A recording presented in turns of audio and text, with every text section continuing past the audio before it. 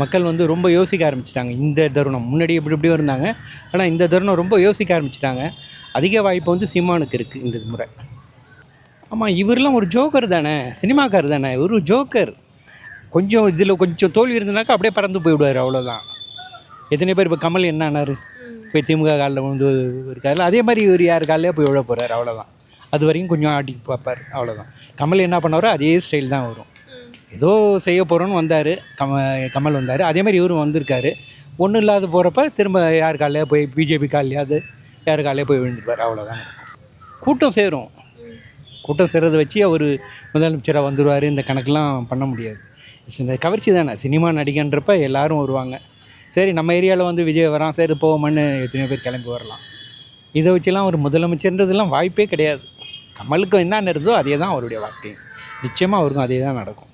இன்னொருத்தர் காலில் தான் போய் விழ போகிறார்.